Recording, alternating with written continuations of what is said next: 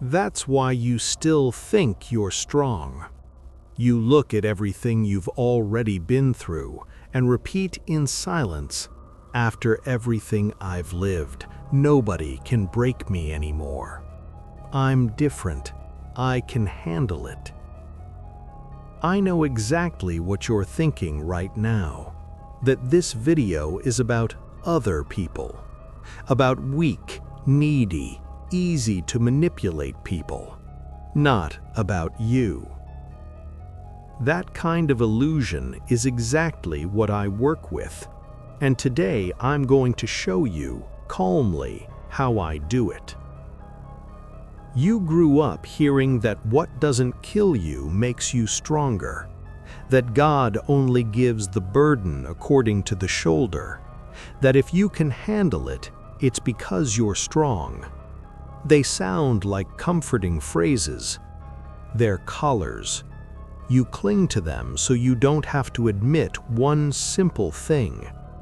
Just because you survived doesn't mean you came out in one piece. I know what you say to yourself in the mirror, especially on those days when your face looks too tired and your eyes give away the weight. I've survived worse than this. I can handle it. I don't have the luxury of falling apart. You don't realize that every one of those phrases is one more brick in the wall that separates you from your own truth. You don't think you're indestructible because you're strong. You think you're indestructible because you're terrified of what happens if you admit you've already cracked. And it's in that crack, right where you pretend not to look, that I walk in. You like to compare yourself with the worst people you know. You look at the world, see cruel people, really cruel, and think, "I would never do that. I could never be capable of that." You use obvious monsters as a reference point so you can feel less bad. Meanwhile, you ignore the most dangerous version of yourself, the one who hurts without noticing, the one who stays in places that destroy you, the one who holds on to resentment and calls it memory, the one who shakes just imagining being alone. You talk about love, family, loyalty, character, but you don't notice how cheaply you sell yourself in the name of all that. That's why I don't care about your pretty phrases. I don't work with phrases. I work with your mistakes. You like to talk about your 3 loves. I live off your 3 mistakes. 3 ways of twisting your own story until it becomes a trap. 3 ways you open the door for me yourself. First, the foundation error. Everything starts before you know how to say your own name, before love, trauma, self-knowledge, boundaries. It starts with who brought you into the world and with who, by action or omission, showed you what it means to exist. The foundation error is simple. Either you turn your parents into saints or into demons. There is no middle ground in your internal script. Either you repeat, "They did everything they could. I can't complain. I owe them everything," and you swallow any wound in the name of gratitude, or you go through life saying, "They ruined my life. Everything is their fault," and you hand over control of your whole story to 2 figures that aren't even standing in the same place on your timeline anymore. You call that respect or honesty. I call it a shortcut. When you canonize them, you suffocate legitimate anger, legitimate sadness, legitimate frustration. You spray perfume over something that's still infected. The smell is still there. I just have to poke it. When you demonize them, you declare yourself condemned. I'm like this because of them. I never had a chance. It's comfortable. As long as everything is the past's fault, nothing is the present's responsibility. Tell me, which extreme do you lean toward more? Do you remember the phrases you heard as a child? Stop crying. You're exaggerating. You should be grateful. You have no idea how much I sacrifice for you. Or else the silence, the absence, the polite contempt. Today, when someone treats you in a similar way, you feel a familiar taste. It's bad, but it's familiar. And what's familiar, no matter how much it hurts, feels safe. That's how I keep you tied to what hurts you. I offer you the flavor of what you call home. Second, the love error.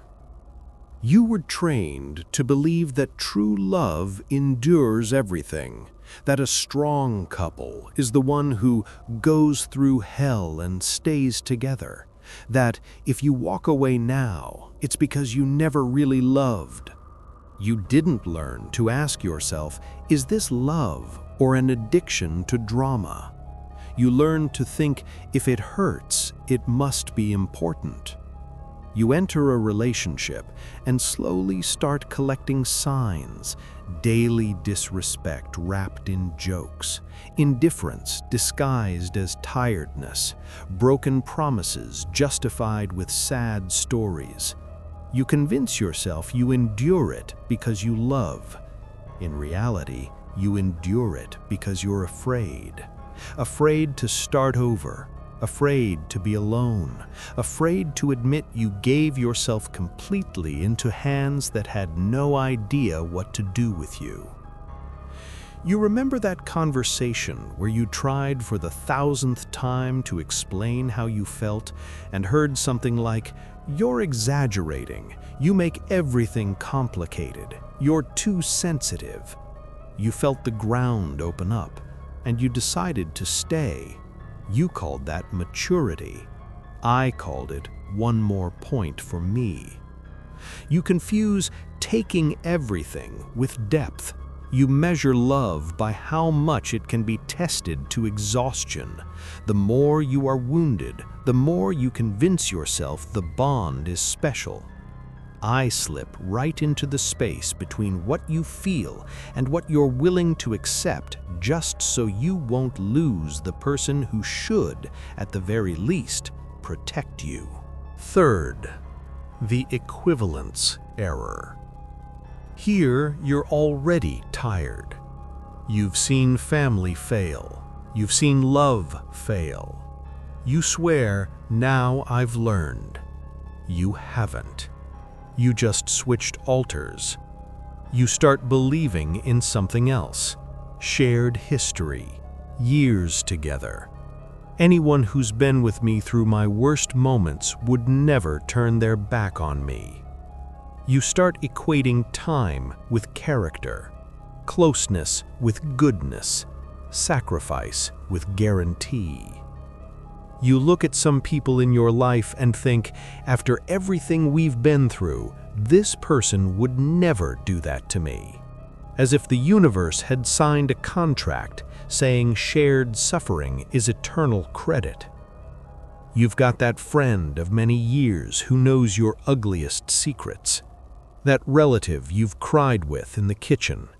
That coworker who saw you holding everything up when the world was collapsing. You quietly place these people into a secret category. They're not part of the risk. And that is exactly where I prefer to sit and wait. All it takes is a conflict of interest, an opportunity, a moment where someone has to choose between protecting themselves and protecting you. And one day, someone chooses themselves. No warning, no ceremony. You don't just lose the person, you lose the map. You feel like the ground underneath the ground cracked. You don't just think that was wrong. You think, if even this person was capable of that, then nothing is safe anymore. And that's the moment when you become truly fragile. You try to pay reality with the currency of your past. After everything I did, I didn't deserve this. After everything I went through, I should have peace by now. You expect life to accept your pain as justification for a special kind of immunity. It doesn't, and you break. Some people freeze inside. I don't believe in anyone anymore. I don't trust anyone. Others drown in the narrative of the permanent victim. Nothing works out for me. Everything happens to me. I only attract people who hurt me. You think you're protecting yourself. In reality, you're just describing yourself as someone who has given up on trying. And this is where I ask you, calmly, which of these 3 mistakes do you live in the most? The foundation, when you talk about your parents. The love, when you talk about the people you choose. The equivalence, when you talk about how much you've already suffered. How many times have you called an excuse gratitude? How many times have you called fear prudence? How many times have you called exhaustion your identity? How many times have you called attachment to what destroys you the beautiful story we have together? How many times have you stayed in a bad place because it's been too long to just throw away? How many times have you repeated that nobody understands you but never bothered to understand yourself for real? How many times have you preferred to think that's just how I am, instead of admitting I became like this because something in me broke? If you recognized yourself in at least 3 of these, congratulations. I live in your head, and you still think you're the owner. And before you come with your automatic protest, so nobody is trustworthy then, so you can't trust anyone? Breathe. I didn't say that. I don't need anyone to be completely evil. They just need to be predictable. They just need to repeat their own mistakes without noticing. If you want to stay exactly where you are, stuck in the same cycle, taking the same hits, feeling special because you can handle everything, it's simple. Keep treating your origin as if it were a forbidden subject. Idolize your parents as if they were infallible, or blame them for everything, but never see them as human beings with limits. Keep believing that true love is measured by how much pain you endure. Stay in relationships that drain you and call that commitment. Say that leaving would be weakness, that enduring is proof of character. Keep using the phrase, "after everything I went through," as a free pass for any reaction you have today.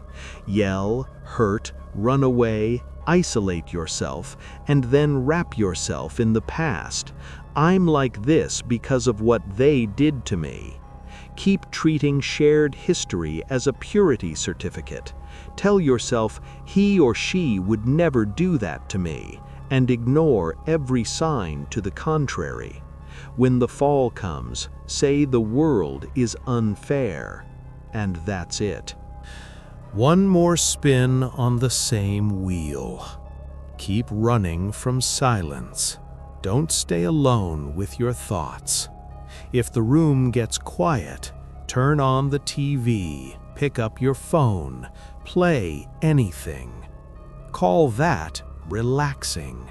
Call that my way of resting. Keep confusing exhaustion with identity, fear with maturity, bitterness with clarity, giving up with peace. If you do all that properly, I will never need to raise my voice. I won't need to create great tragedies. You yourself will keep repeating gracefully the script that keeps you exactly where I want you. Too strong to ask for help, but just fragile enough to never manage to change. Now, remember the promise from the beginning. You wanted to know who really gives me trouble, who almost doesn't break. It's not the religious ones. I've seen faith become a weapon, and I've seen faith become escape. With the right amount of silence and disappointment, it's easy to push someone into fanaticism or total abandonment. It's not the rational ones. They think they're shielded by logic, but with a few well-placed blows to their vanity, they start treating people like pieces on a chessboard. When they realize it, they've already crossed lines they swore they'd never cross. It's not the empathic ones.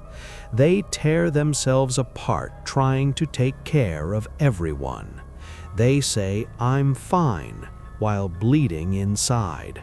They feel guilty even for resting. One day, they collapse. I just need to be nearby when that happens. The hardest people to break are the ones who learned how to be alone, without turning that into a flag, without turning that into a prison, without turning that into a pose. It's not the ones shouting, "I don't need anyone." It's not the ones posting as lone wolves online, or the ones who isolate themselves to get attention. It's the ones who walked through their own foundation and managed to see their parents without a crown and without horns. The ones who walked through love and stopped offering themselves as a sacrifice just to prove they feel. The ones who walked through equivalence and realized that pain is not currency, history is not a guarantee, and nobody owes anyone anything just because they were there. That person knows they can break, but doesn't define themselves by the break. Knows they can lose people, but doesn't lose themselves along with them. Knows they can trust, but doesn't rest their entire existence on a single shoulder. They feel fear, but don't kneel to it. They feel love, but don't sell themselves for crumbs. They feel loneliness, but don't run back to any arms just so they won't sleep empty. For me, that's a problem. Because the more someone gets used to sleeping with their own conscience, the less they need me to justify their own holes. And you, where do you fit in all this? What's the most absurd thing you've called normal just so you wouldn't have to change? Through which of these 3 doors did you let me in first? Through what they did to you? Through what you called love? Or through what you were sure you could never lose? Think carefully before you answer. Not for me, for you. The truth hurts, but ignorance kills. I am the adversary, and I'll be watching.